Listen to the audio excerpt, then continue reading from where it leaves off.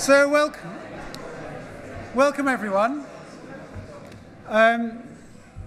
It's a great pleasure to welcome you all here. I'm Rob Doubleday, Executive Director of the Centre for Science and Policy. And in a very short moment, we will welcome the Science Minister, George Freeman, who is very, very close. But before then, I've prepared a few jokes and stories to keep us entertained. But what I'll do is I'll sort of introduce the event and the Minister now, so when he arrives, we can get on with the show. So as I've said, I'm Rob Doubleday, Centre for Science and Policy, part of the University of Cambridge, that's been set up and been running now for over 12 years to try and create more and better conversations between the expertise represented in this room and beyond, and government, people working in government on interesting and important questions. And largely we work with civil servants and other policy fellows, and it's really lovely to see CSaP policy fellows in the room. So I will now introduce to you, in his absence, not presence, so in his imminence, George Freeman, who's a Member of Parliament for Mid-Norfolk, has been since 2010, is currently the Minister for Science, Research and Innovation in Bays, and has had other ministerial roles in government, including in Office Minister for Life Sciences, Minister in Department for Transport. He's worked on kind of coordinating policy for previous Prime Minister.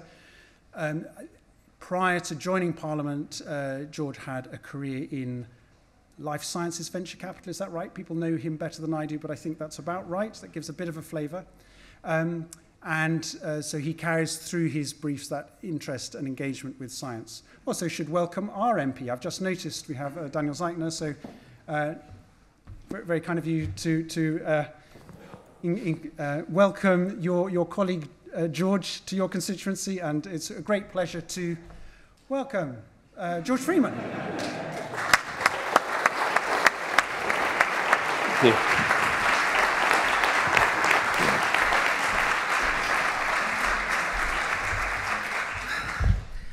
Thank you, Rob. Well, firstly, I've got to say it's great to be back. And I mean by that, back in Europe's fastest growing city, back in the great thrusting heart of the Golden Triangle, the science technology catalyst, and back in the place I grew up, home. And for me, that's a really special thing, to be home, to have roots in a place that gives you security and all that comes with that word home, which is also a great crucible of hope and of ambition and aspiration. And so many fellow citizens around the country would love that. They'd love to have a place they can call home. A place as beautiful as this would be an amazing thing. A place as prosperous as this, a place as exciting as this, a place as culturally alive as this. That combination of home, place you can walk, breathe, talk, live, bring up a family, and a place that's also shaping tomorrow, shaping the world, is an incredible thing. And so I feel very lucky to be a Cambridge man, and it's lovely to be back. It's lovely to be back also in the sense that I'm back in government. Those of you, you've got better things to do than follow my career, I know, but I've followed my career. And as those of you who were at the Royal Society last night, forgive me because you've heard me say this already, but I think it's fair to say I've tried to stick to my guns in politics. Can I just check, are there any media here, Rob? I don't think, yes. Ah, are you from the Daily Mirror? No. Can we treat this as Chatham House? Well, it's recorded, so it's not Chatham House. Unless, okay. Well, we don't have. Can I ask the member of the Fourth Estate, which august journal you're from? Huh? Times Higher Education. Okay, I shall pick my words reasonably carefully and rely on your good nature. So I'm back in government for the third time, having been fired twice. And I'm quite proud of the things I was fired for. I was fired in 2016 for being a very noisy Remainer, and as Minister for Life Science, I felt very strongly that I had a duty, of course, to honour my constituents, but also because it's a referendum, they decide, not me. Daniel and I didn't decide, our constituents decided. And I made a very strong case to my constituents that I felt, on balance, that Britain and they would be best served by remaining and reforming. So I took the view that my job was to make the argument and then bring the best Brexiteers up to make the counter-argument. So I brought Steve Baker and Dan Hannan to Mid-Norfolk. They won the debate. My constituents voted 62% to leave.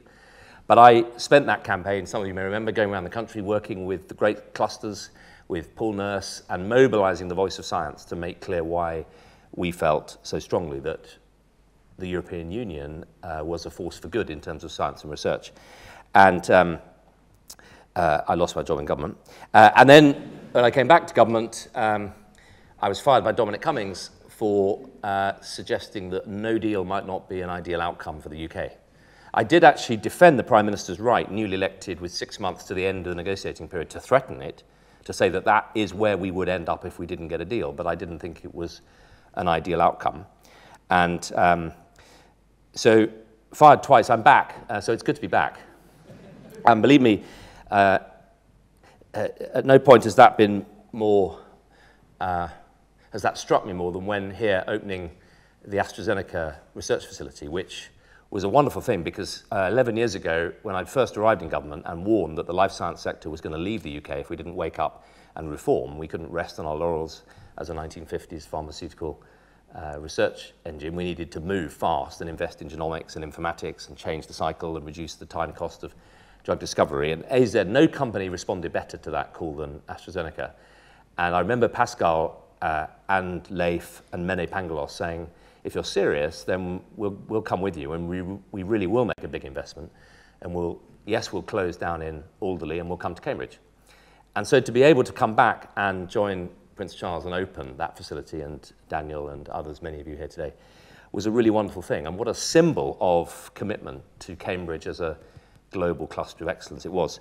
But my point was, as I arrived to greet His Royal Highness, I was in the second line of greeting, between Kwasi Kwarteng and Patrick Vallance. Neither are short people, you all know, and I, both of whom were on first-name terms with His Royal Highness, and I thought, well, I'm going to get bypassed here if I'm not very careful.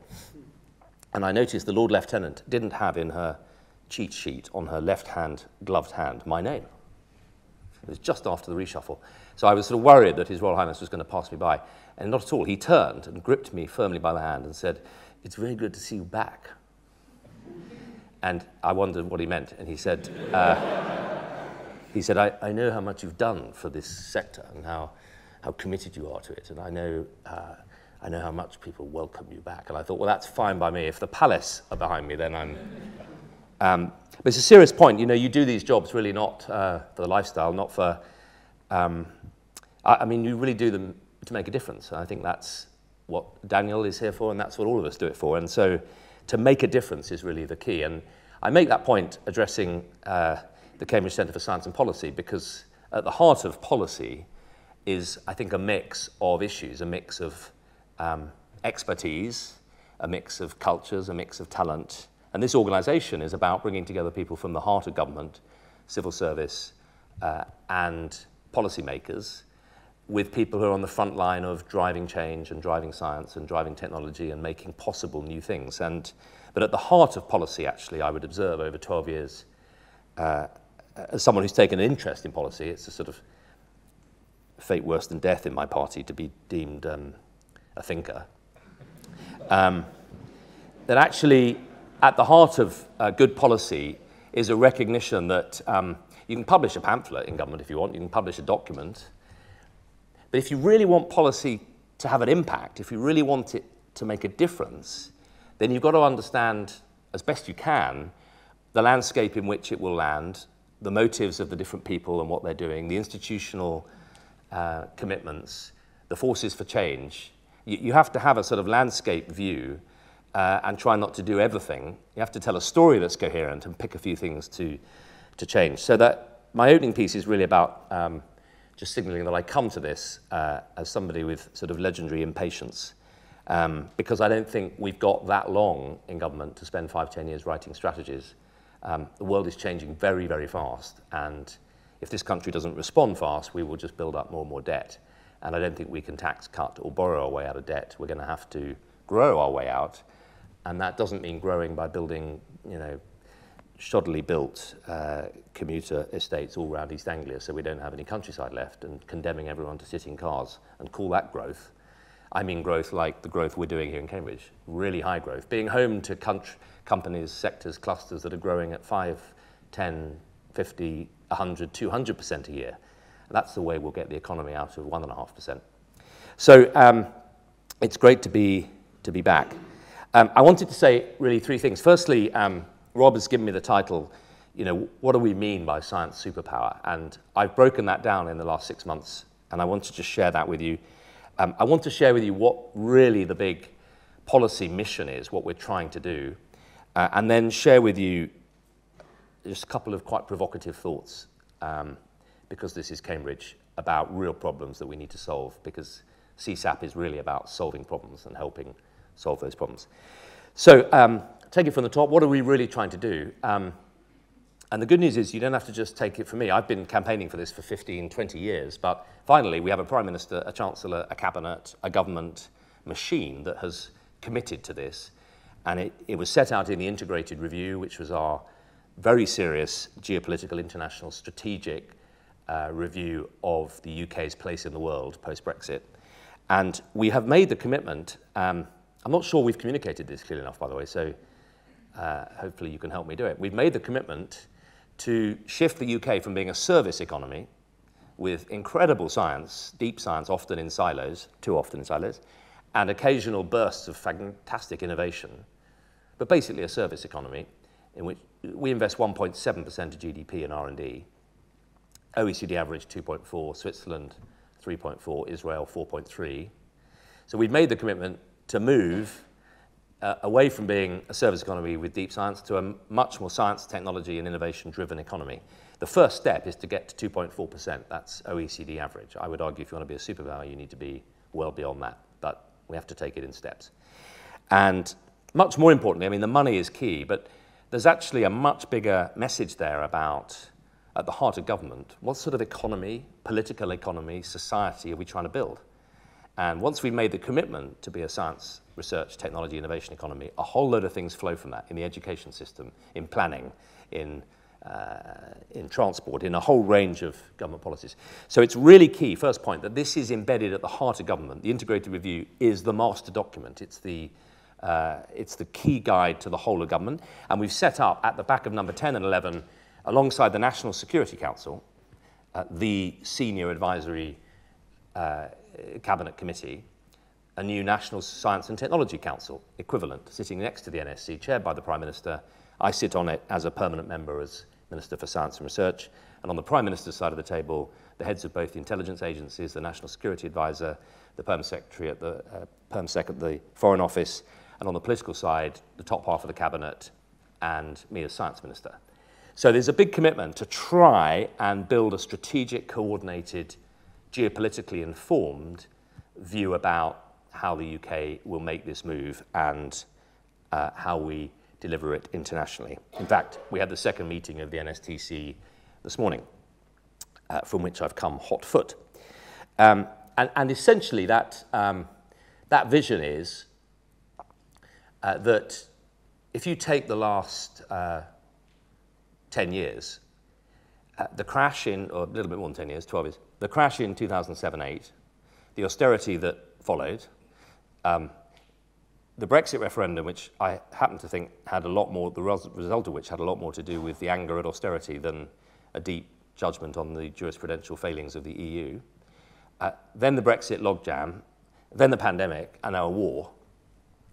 This has been, I would argue, a 10, 15-year period, a wake-up call, after a pretty complacent period, I would argue, post the end of the Cold War, when the West and we in the UK basically decided that we'd won and free markets, liberal values would triumph, and we just have to be members of the good global market and it'll all flow. And I think everyone, we may talk about this, Rob, in a bit more detail shortly, but we've decided that even if that wasn't true, leaving the European Union is such a profound change of our economic model. We've essentially been members of a club for 40 years, and it has accelerated the service growth in the UK economy. We've become the sort of Connecticut, Manhattan to the broader EU economy. And leaving it means we're going to have to reset our economic model and our political economic model. So the heart of this is nothing less than the third economic model since the war. 1945 to 79, post-war reconstruction, house building, white goods, Macmillanite, consumerist consensus. Crashing in 79 to 2009, a big bang, city-led, very service-led economy with 3 booms, I think, and 3 busts, leading to this pretty awful decade and a reset. And the goal we've set ourselves is that if we get this right, in 20, 30 years, we'll be bouncing our children, or in my case, grandchildren, on our knees and saying, you had to be there. It was the most horrific 10, 15 years of political and economic stalemate, anger, division, low growth, big debt, recession. And we decided to wake up and smell the coffee, invest in the sustainable science, technology, innovation of tomorrow to make a more sustainable UK economy, less volatile, more resilient, higher skilled, but crucially to connect it to the big global markets, to the big global development challenges, to help the emerging markets that have got to go through agricultural and industrial revolutions in the next 30 years that we pioneered over 300 with a high carbon dependency, to help them do it in a clean way, to prevent the ice caps melting, to manage climate change mitigation, to harness the deep oceans and high space, to help feed 9 billion mouths. That means doubling world food production in the next 25 years on the same land area with half as much water and energy. Those big global grand challenges. And doing it in a way that attracts big industrial investment into the UK and allows our science and technology genius to drive solutions around the world. And I would argue that's not just a good economic model.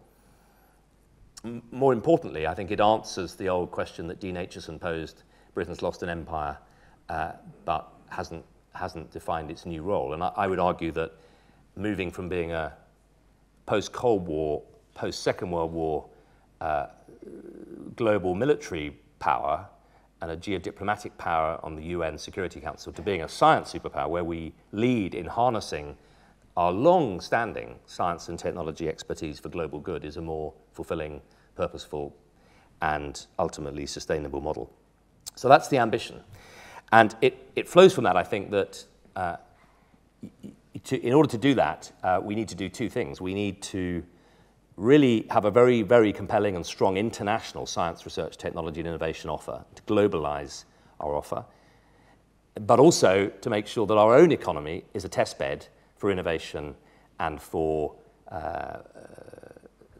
not just researching, but also developing and financing and commercializing and growing and scaling and testing and procuring.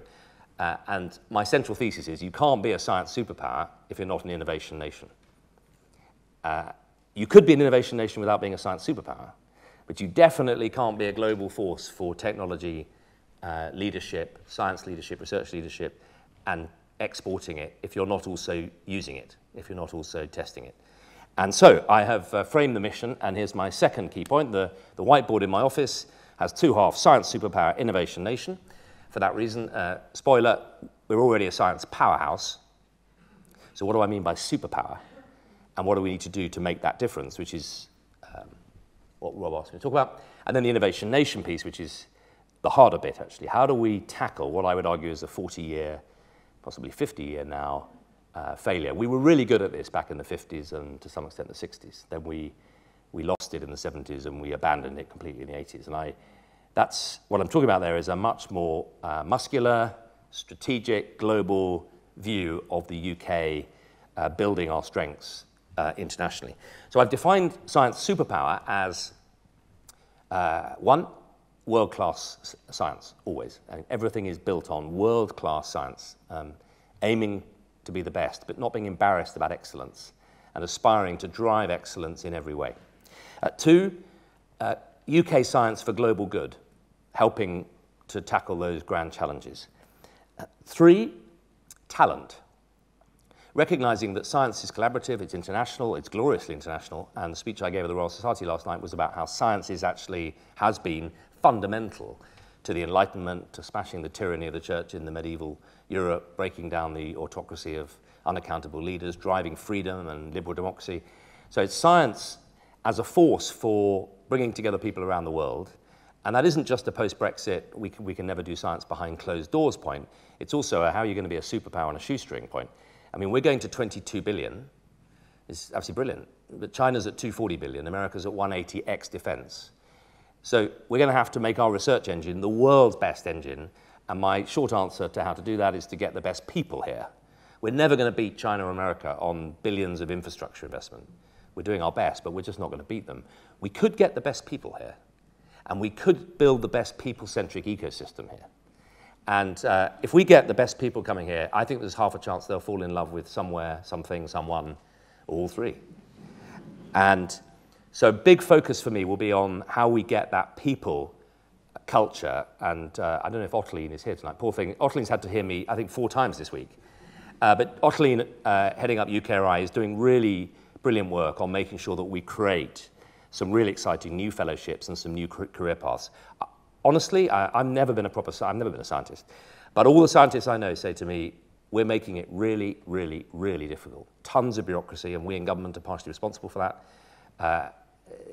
At the very time when people are trying to pursue a noble career in science, the hardest time when you're starting out, starting a family, trying to buy a house, there's almost no security of any sort. So we're really trying to look at how we can set out some really attractive fellowships, give some 5, 6, 7 year security to people, give them a chance to plan in those early years of life, and I think they may pay us back in spades later. So people. Fourthly, values. We've taken this for granted for a while, but we're going to have to actually defend our values. And when researchers around the world, not just in China, and there are great Chinese researchers, but people are going to have to realize good science means peer review, it means criticism, it means critical thinking, it means openness, it means multilateralism. You can't do world-class science. You can't expect to be taken seriously if you never share your data or if you cheat with your data. And defending those values is going to be really important. And lastly, attracting a huge chunk of that global industrial R&D funding into the UK. I meant to say in the piece at the beginning about how we do this, so the Chancellor has stepped up, and thank you to all of you who've helped make the case. We're going from investing 14 billion a year on public sector research. It seems a lot, but just remember those numbers from China and America. And we're going to 22 billion over the next 5 years. But to get to 2.4%, we need to match that with private sector investment, with industry investment. So we're doing the maths, but the top line is basically we go from 14 this year and 45 odd private sector investment. We've got to get about an extra 90 billion private sector investment into the UK in the next 6 years. You'll be pleased to know the numbers are more accurate than that. We've got a whole team now breaking it down. As a former VC, I'm very confident I think we can do that. That's across all sectors, and we're breaking down what's eligible. That's everything from R&D investment from UK companies, global investment into R&D in this country, deep science investment, company investment, fund investment, flotations in the City of London, cluster investment, some property investment into clusters.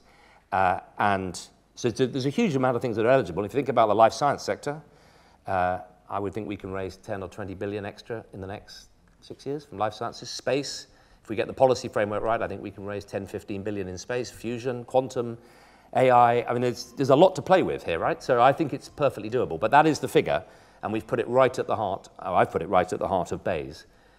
We now need to stop producing strategy documents and start securing the 100 billion into this country.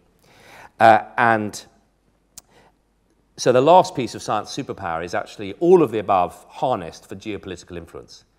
And I would argue that actually, if you look at global security now, the risk of drought, the risk of disputes over water, the risks of pandemic, the risks of the deep developmental earth science, human science challenges of development are every bit as big a threat to security as having a mad dictator in some office as a head of state. And I would argue that we've probably done as much for global security through the pandemic, COVID, through the work we did on Zika and Ebola.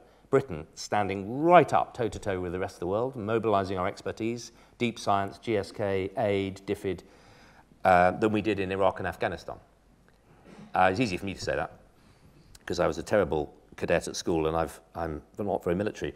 But when I say it, and I'm agreed with by Admiral Radakin, who's now Chief of Defence Staff, on the decks of the aircraft carrier at a Pacific Five Eyes security conference, and everyone agrees, I think that just gives you a sense of how internationally people view the UK as a force for good in tackling these global grand challenges. So that's what we mean by science superpower, and perhaps we can unpack that, Rob, in a minute. The innovation nation piece, which I'll just skip over, is really about making sure that in order to do that, as we go from deep science across, we build that interface with industry, both for people, so we make it easier for a career for researchers to go from science careers, start a company, do a project without losing their pension and their academic entitlements. We've got to get that right. The deep catapult interaction, the skills interface, the scale-up piece, the City of London, we're reforming the pension funds, MiFID II, and the rules so we can allow the city to invest in science, using procurement, using regulation, and growing clusters all around the country. If we get that right, then not only will we be a superpower, but we'll also drive an innovation economy. And we're in the process of mapping the 30 clusters all around the country, from Norwich Agri-Tech to Warwick Robotics to North Wales Future Energy to the South Coast Marine Tech, and mapping those clusters so that we can help them to grow properly in order to drive that innovation nation piece. So let me just close, Rob, with my 3 provocative thoughts. One on Whitehall, one on clusters, and one on the global piece. I think it's fair to say, and I don't think anyone... Have we got any civil servants here? Yeah, that's good. Are you from my department? No, not yet. Excellent. Susie's here. Susie heads our international science team at Bayes. Tell me in a minute if you disagree, folks, but I think everyone would agree that what I've just set out is not what Whitehall has been doing for the last 20, 30, 40 years. It's something Britain has done historically in the past, but we haven't been doing it for the last few decades. This is quite a change. The orthodoxy in Bayes is we don't make strategic interventions, we fund market failure, we don't pick winners, absolutely not. I'm accused of wanting to pick winners. You bet I want to pick winners. I absolutely want to pick winners. I want to grow them and support them and allow them to grow here. So there's a big orthodoxy change in Whitehall, and one of the reasons I wanted to come tonight is I think CSaP is doing brilliant work, bringing officials in to immerse into this science community and see what science is developing. I also think we need a similar industry piece. And to me, if all our officials at senior level, I don't know what it is, grade, Susie will tell me, but sort of 6, 5, 4 or something. But when they're sort of director level, officials, if they all could do a month each year or a few weeks each year, immersed in industry, in the sector that they're covering, and vice versa, I think we'd grow a much stronger mutual respect. I think officials would come back and go, oh my God, I had no idea what business, how they really do it. One of the things they'd be surprised by is how long business takes to take a decision. They get it right, they think about it, and then they really back it. We in government tend to lurch, and we're responsible politicians. We lurch from crisis to crisis with not enough thinking really into really big decisions. It's hard. I mean, I'm not making a party political point, Daniel. I think all governments struggle with it. So I think those secondments, there's a Whitehall culture thing, and I'm not blaming officials at all. I just think we've got to help nurture. And I think if industry understood the realities of government, we'd just get a lot more out of it. Secondly, the cluster piece. There's a real danger in government that we think if we publish a strategy and wheel out a bushy-tailed minister and talk about it enough, it'll just happen. And I think telling a compelling story is really important, by the way, internationally. And I'm putting a lot of leather into going around and telling people what I've just told you about what we're doing and moving to 22 billion and the scale of the commitment. And it does work. I mean, people are impressed. But we've then got to make the policy reforms. But crucially, my point is, in the end, I think this growth comes through the clusters, through the places. This is how I'm defining clusters. Michael Porter spent a lifetime's work and published more than I'll ever read. I'm defining it like this. Places in which people take risks in pursuit of opportunities. And that could be entrepreneurs, it could be scientists. Having a go at doing something that isn't going to earn you maximum academic points is a risk, huge risk. Stepping out of Addenbrooke's to try and start a company is a huge risk. If they're risk takers, anyone in the NHS who's just innovating in their pathway, they're taking a huge risk. So it's about people taking risks in places and understanding what the opportunities are and what the barriers are.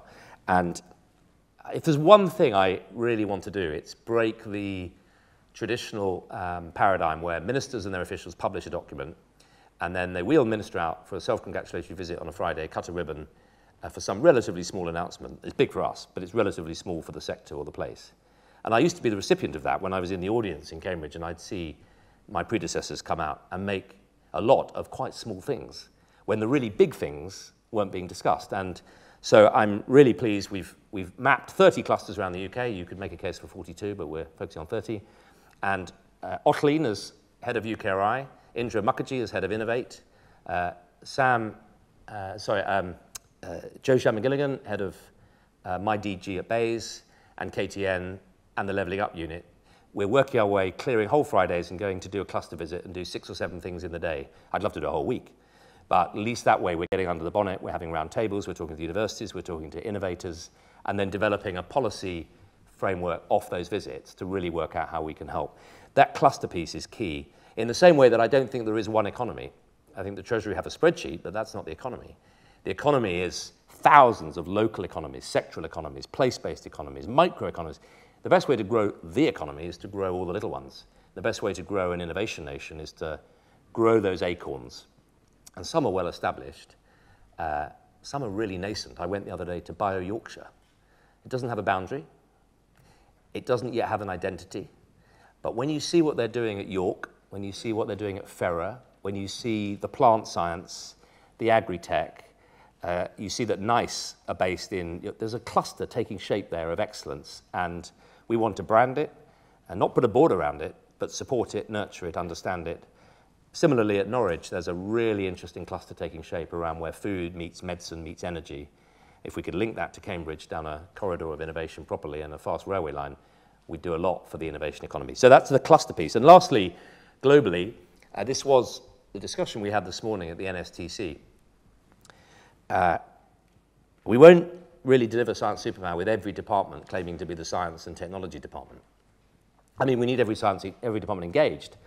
We're going to do it by, I would suggest, and again, I'd be interested in your views on this, being quite strategic, thinking a bit more like a company. My background was little companies which don't exist unless they have a really good strategy and they execute it well, and having written it and stuck to it, keep their eyes open for what might happen and then be ready to pivot through 180 degrees as events take place. But I would suggest that we need to be thinking quite strategically about some economies around the world where we've got deep, deep links. So some bilaterals. I've been already to Switzerland and Israel where we're establishing a science research collaboration. There are some obvious countries, Japan and South Korea and others. Let's pick 10 or 20 countries where if we could really deepen the collaboration with them, secondments for scientists, much more industrial R&D, shaping, that would be transformational. Let's pick some sectors where we really are world-class rather than where we like to tell ourselves we're world-class, which isn't always the same thing. And let's focus on them. Let's make some choices. A strategy is about what you choose not to do as well. And to me, you haven't got a real strategy unless you're not going, I hope we've got that right. We've just decided not to do something. And we're terrible in government at that. We tend to like to do a little bit of everything, which isn't really a strategy. And I think if we get that right, get the sectoral piece right, get the geography piece right, then we've got a chance of delivering this. But I think it'll take a change in Whitehall, a real focus on local leadership and clusters and understanding they're all different, and a very different approach to our geopolitical role in the world. Thank you.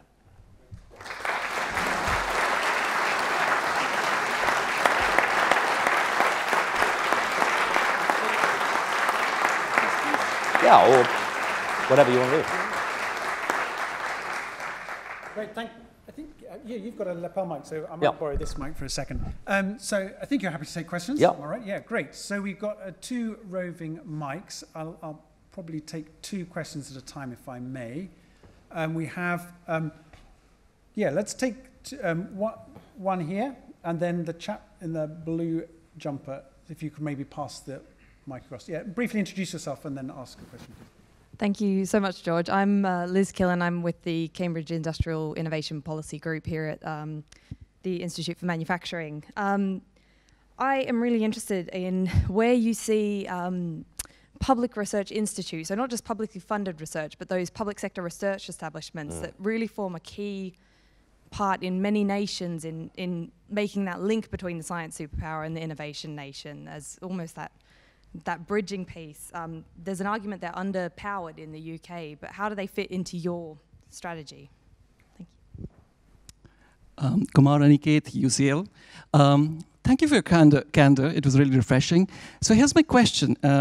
Any investment that you make for growth in science and technology, the returns come 5 to 10 years later. And you talked about debt. And so my genuine curiosity is this. Does this run up against the leveling up agenda? And given that we've lived through Brexit, I say this knowing that the devil is in the detail. So does the detail of the policy ensure that it doesn't head up against leveling up? Great. George? Yeah, okay. Let me take them in reverse order. No is the brief answer, but it's a very good question. So firstly, you're right. This investment in deep science pays off over the long term. I have to say, one of the benefits of getting older is that what seemed long quite quickly becomes short. I mean, it was 11 years ago we set out the life science strategy. It was 10 years. I think it was clear and strategic. I think people wondered whether we'd really do it, and we said we'd make a transformational investment in genomics and informatics and change the landscape. We haven't done everything. But I think the pandemic demonstrated the power of that investment in deep genomics. We wouldn't have been the first country to sequence the virus. We wouldn't have been the first country to be able to turn that into fast trials. So that investment has really paid off. And the really important thing about that from our point of view is that people who didn't get what we were doing really get it now. So the life science sector has, I think, shown the way in government. A lot of my colleagues who used to say to me 10 years ago, why are you always banging on about life sciences? Well, they're not saying that now. So, I mean, that's the first point. Second point, the growth actually doesn't have to come from profitability immediately, but from investment. And when companies in these sectors are investing for long term, that creates jobs, that creates opportunities, that creates careers, that creates real progress on the ground. It's the companies that are taking the risk, actually. I mean, they haven't got the profit yet. They haven't. For them, they're taking a big risk and making investment. That investment can be pretty fast, and indeed is. We're signing deals sort of weekly, monthly at the moment in government to try and lock that down. Third bit of the levelling up question, the argument that I had to have with my great friend Comrade Gove, I'm delighted to say we've won it. I think it's the only argument I've ever won with Michael Gove, actually. He arrived with a very strong view of the only way we'll level up is smash this stranglehold of science and research in the southeast. You privileged people in Oxford and Cambridge, you get it all. We want to take it all to the north. Anywhere that begins with D and is north of the Humber is going to get all the money. And I said, hang on, Michael. The only way we will grow a really sustainable economic model engine for levelling up, beyond just government grants, and is to make sure there is really strong, sustainable, deep industrial investment and commitment. And the way we'll do that is innovation has a huge role to play in regeneration. But please recognise the Golden Triangle is golden for a reason. Oxford, Cambridge, Imperial, King's, UCL, and all the rest. The Golden Triangle is an incredible powerhouse globally. My point is that we've got 30 or 35 other little triangles, circles, squares, spider diagrams taking shape all around the country. We'll level up, not by undermining the Golden Triangle, but by growing out from it. And so we have made a big commitment. We're going to shift to 55% of Bayes R&D, which is 75% of all government R&D, beyond the Greater South East. And secondly, in the Levelling Up White Paper, we made a big commitment to grow those clusters, and the innovation accelerators we've launched, as 3 initially, Michael Gove and I wanted 33, they are about deepening excellence in regional clusters in a way that also grows out the career opportunities and touches communities that are, and changes communities that are cheek by jowl, suffering from post-industrial deprivation. So that's Strathclyde, West Glasgow, Greater Manchester, and West Midlands.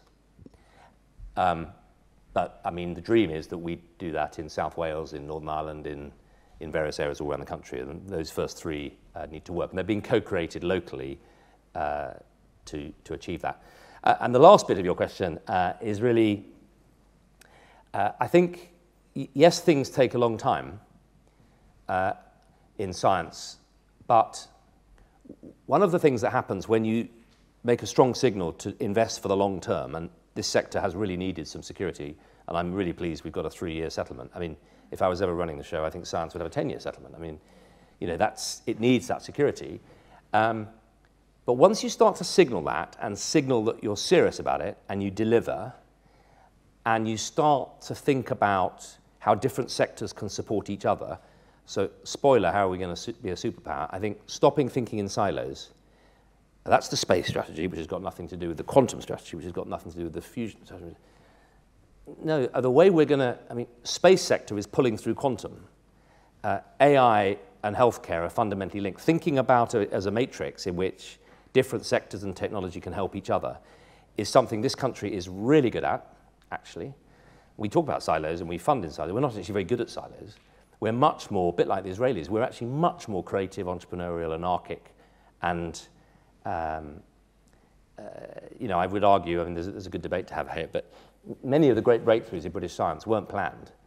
They came through observational accidentalism and people going, hang on a minute, that just happened. That's really interesting. So I think there's something in there for us, and I genuinely think we can drive that levelling up piece around the country. By the way, it's really important, because if people all around the country aren't seeing the benefits of this, they won't vote for it. And they'll say, all that money you gave to your scientists, not make any difference, can you give it to us? So we have got a bit of an argument, we've got to show it, but I'm very confident we will. On the question about public sector research institutions, yeah, they're completely key. So on the Science Superpower piece, the ecosystem, UKRI as our lead agency, all the research councils, all the universities, and all the public sector research establishments.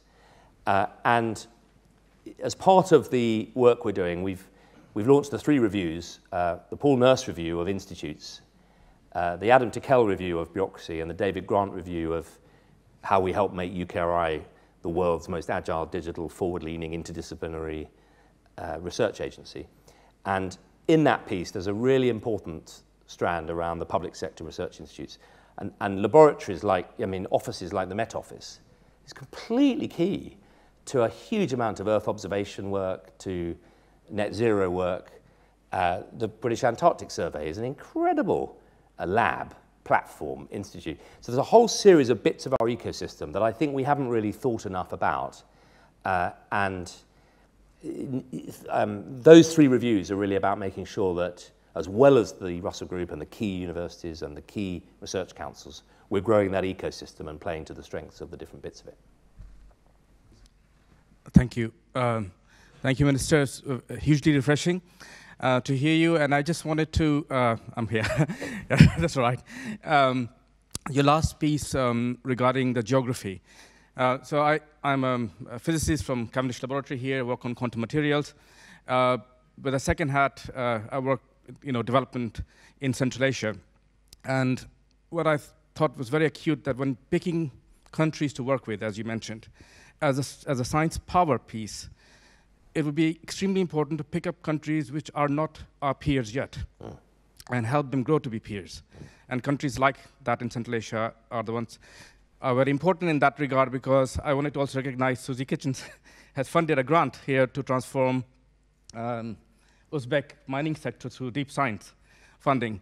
And so those kind of stories, I think, will be very helpful in building that image of a power, which is not just a power, but much more constructive. Thank you. Welcome you. And yes, a question here, please. Yeah, hi, Richard Gilbertson, Chair of the Department of Oncology. Hi, George. So I think the clusters is great, get it, but like anything in life, it's an experiment. So what does success look like? How do you metricize that? And when do you measure it, and how do you measure it, given that the point of measurement may be well beyond this administration? Yeah, 2 great questions. You make a really important point about the selection of nations, and I'm really conscious of this, and Susie and I are literally going through this right now, thinking as we design the global science program for the next 3 years and think about Horizon and the danger of us being blocked from Horizon and what we might then do by way of a 15 billion global science and research program.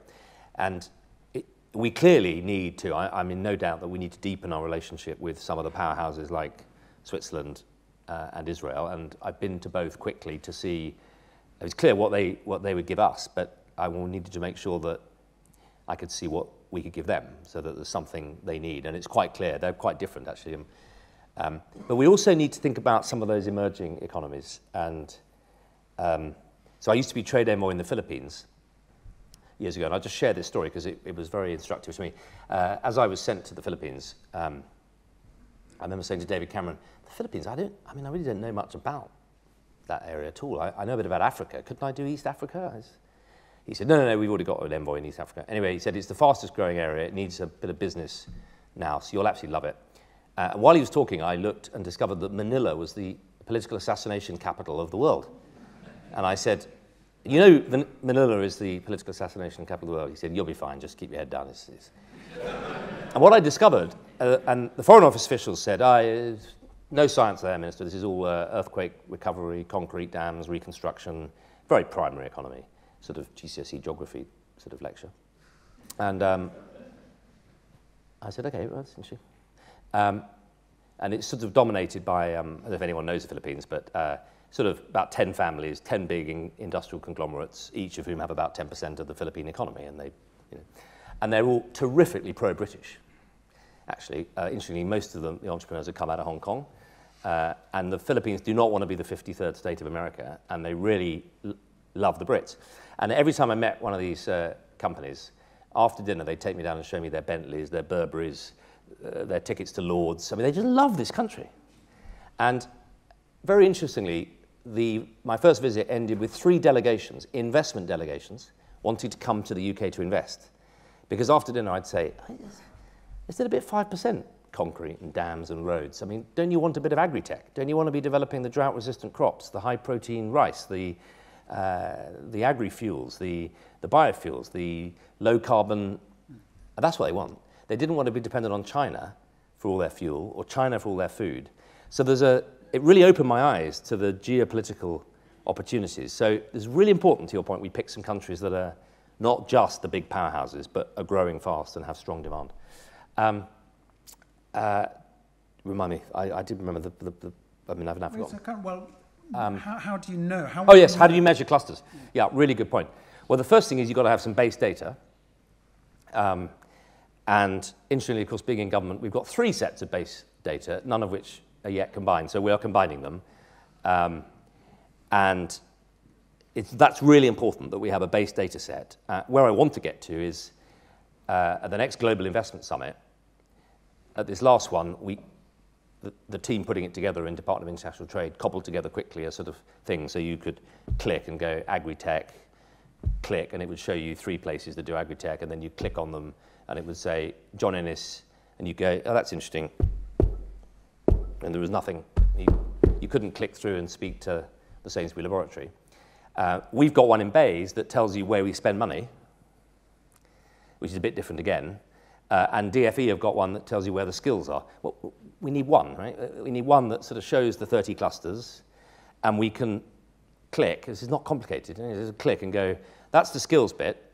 We're really short. We're short on informaticians. We're short on, that's the investment piece. Going well, that's green.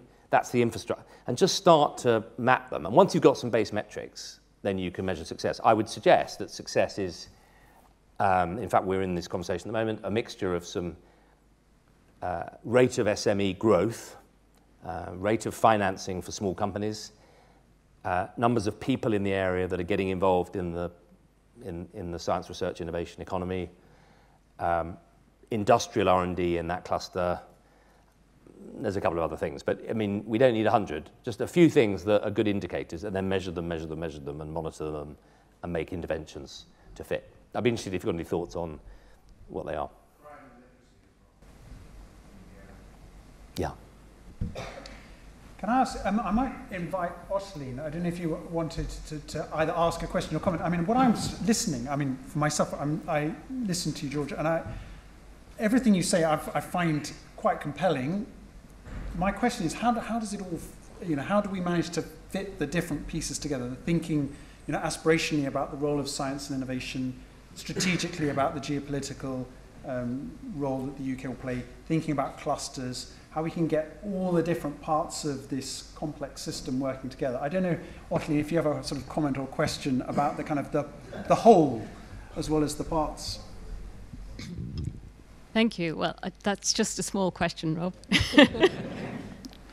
So one of the reasons I'm so excited about the existence of UKRI, which is a relatively new organisation, in the context of government that has really started to move in the direction of embedding research and innovation right across government.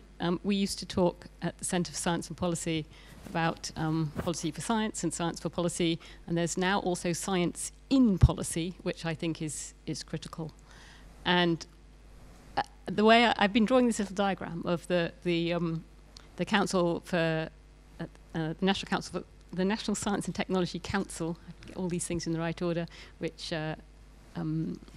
Minister just referred to, all of government in between, all the departments that have to roll their sleeves up and buy into this and align to deliver all of these things, and then UKRI at the bottom of the diamond as a key agent delivering across the piece, because we have brought together all the disciplines, all the sectors into one place, and we absolutely can then think about that much more portfolio management of public sector R&D investment in comparison to previously where there were all of these silos. And I view that the silo problem as not just about disciplines and sectors, but also about the different investment lines that we have. We have, skills, we have infrastructure, we have that kind of bubbling up open response mode, we have the more challenge-led funding, and then of course we have the extraordinary investment portfolio across Innovate UK.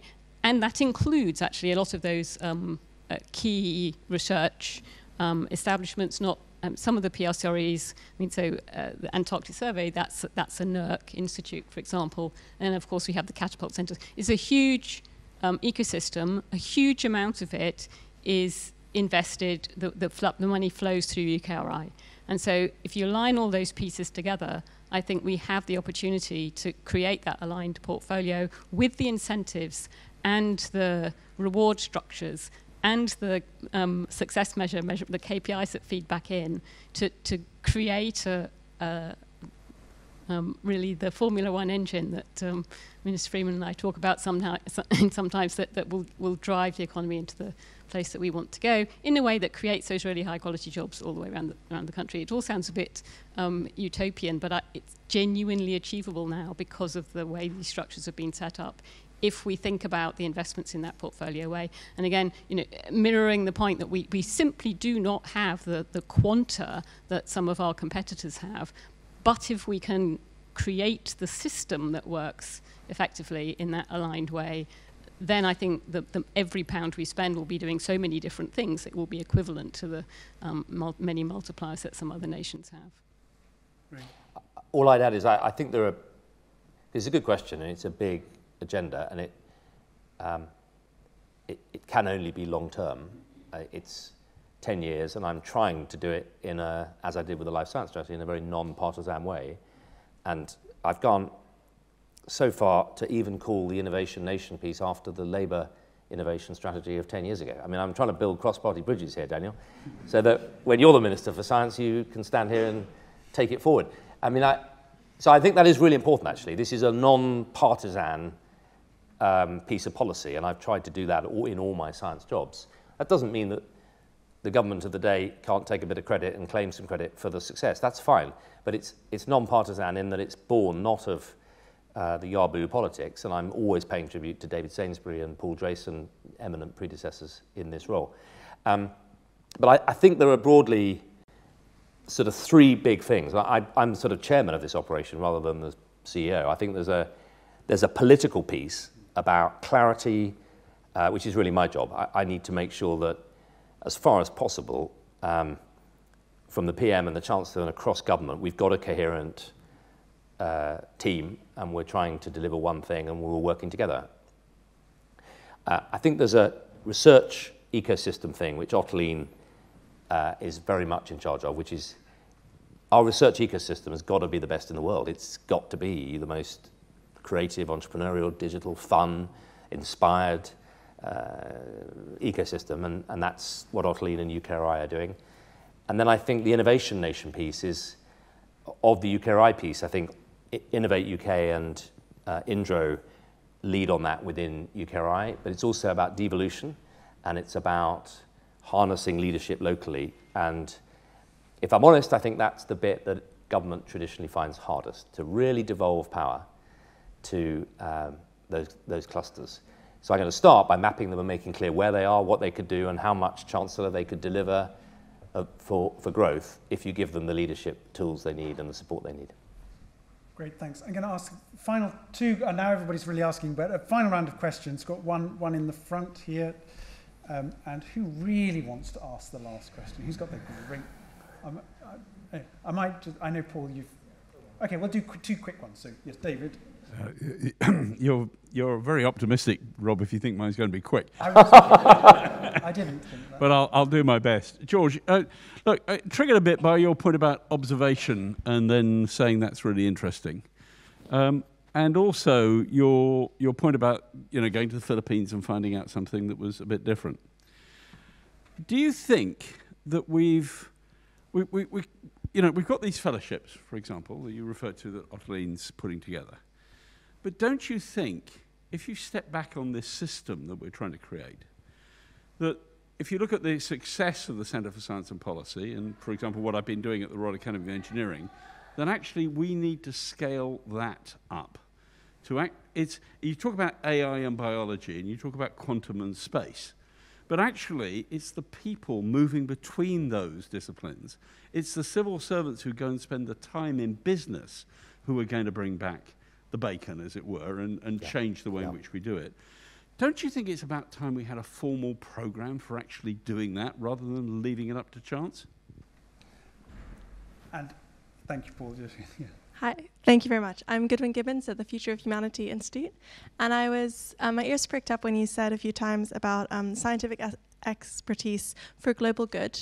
And I was wondering if you could talk a bit about how you think that can be achieved. So especially with regards to the point about which countries are part of the global need, and who is it, and how is it that you make sure that progress isn't, of course the economic argument makes a lot of sense, but isn't locking us into a future that we want, and who gets to decide that?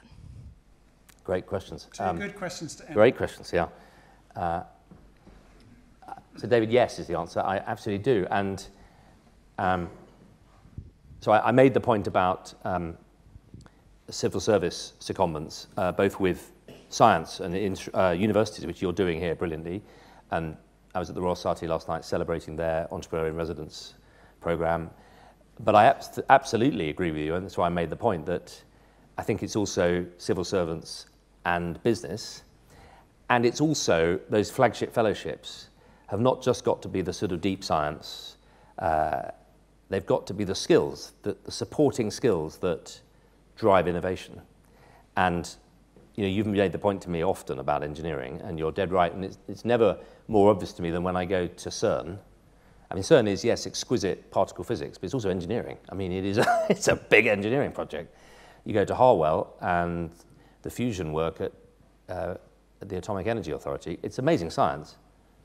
It's also really amazing engineering. And if we don't support those supporting disciplines that turn idea into thing, we ain't going to achieve this. So when I talk about fellowships, we are literally looking at whether we could create a portfolio of fellowships for Science Superpower and Innovation Nation.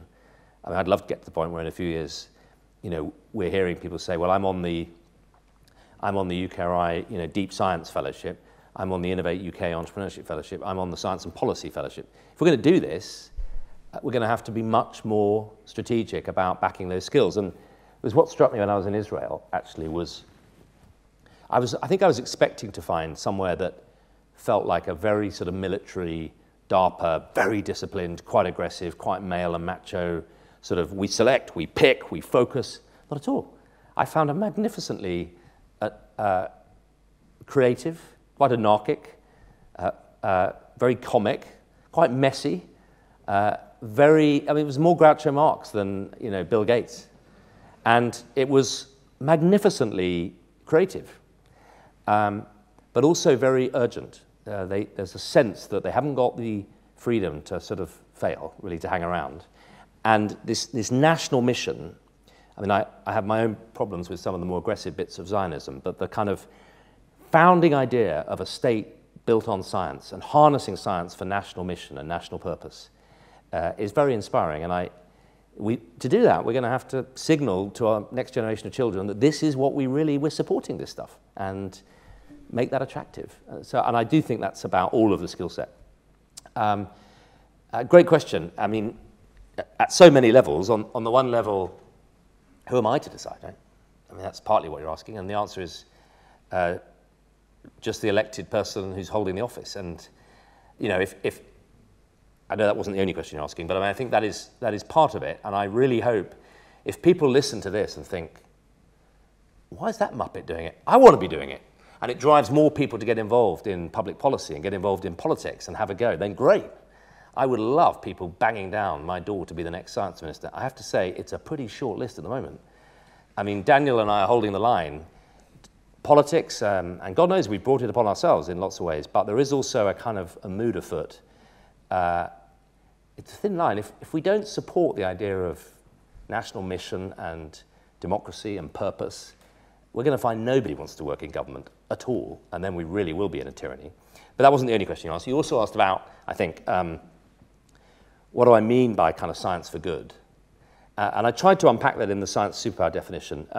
That's partly making sure that the UK is looking at the big global grand challenges and taking responsibility to try and solve them. And we can't solve them all, but I would argue if you want to feed 9 billion mouths, then we are an absolute powerhouse, a sleeping powerhouse actually in plant health and in agri-tech. Amazing science.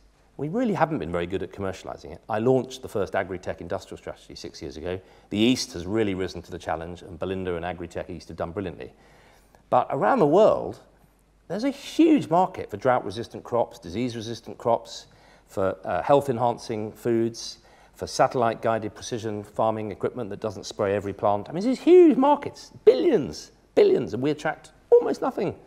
So that's partly what I mean. I also mean making sure that we embed our global science in the values of good, and hence my comment about Enlightenment values. And I was at a webinar with Harvard on Friday, who were asking, it was at the Kennedy School, asking, you know, does the kind of reset of a sort of Cold War 2.0, very aggressive geopolitical hostility, China and allies, what does that mean for the easy assumptions about global science? I think it is quite challenging, and you know, we're going to have to be a bit robust, I think, about firstly not sharing all of our deep tech with enemies. I mean, it's perfectly appropriate that our quantum encryption for military and national security is not shared with China. I mean, that would be really silly. When I launched the genomics program, I remember giving a speech to the Chinese delegation and congratulating them on setting up the Beijing Genomics Institute, until my officials pointed out that we're getting 3 hack attacks a week at Genomics England.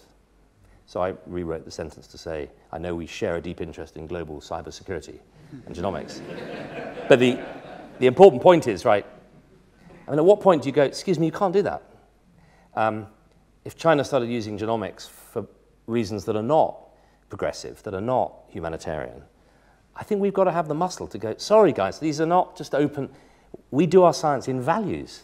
And there are really key values. They drove the Enlightenment and they drove what we believe in, and they're not negotiable. And that was why people were a bit surprised when we launched the economic sanctions. I volunteered quickly to look at science sanctions. Now, I want to be really clear, we're not saying that the Russian people, this is not a problem with them, we're trying to attack and hit the Kremlin war machine. I wanted to make sure that we're not inadvertently, in a spirit of British generosity, funding Russian research scientists and Russian institutes. And Ottoline very quickly and the team went through, and it turned out we weren't. We are involved in some science for good international missions, and we agreed with partners to kick the Russians out. I mean, they have to feel that there's a price. But I think the more muscular you get about that, the more we have a responsibility at the other side to open up and to bring young Russian, young Chinese, open our system up so that people can come and learn and see how we do science and see the values and see what good peer review and good debate looks like. You have to do both. And I think we're going to have to be, part of the geopolitical commitment is all of that. If we're really serious, science superpower means having the courage of our convictions and defending what we believe in and taking science out around the world as a force for good. Great. Well, I would just want to say a big thank you to the Minister, George Freeman, for really helping start to unpack or completely doing it, or I think really starting to unpack global science superpower, what it means, putting it in the context of the ambition for science and innovation more generally, linking it to all the other aspects of policy you mentioned. I think also thinking about the long-term dimension, I think, which probably resonate with many people in the room. And I think that I think that we here collectively, sort of in Cambridge, embrace that opportunity to engage in the co-work of what a long-term science and innovation strategy looks like and what a place like Cambridge can play in that. So, on behalf of everyone in the room, on behalf of my two partners in IFM and Bennett, I'd like to say many thanks. Thank you. Thanks, Rob. Thank you.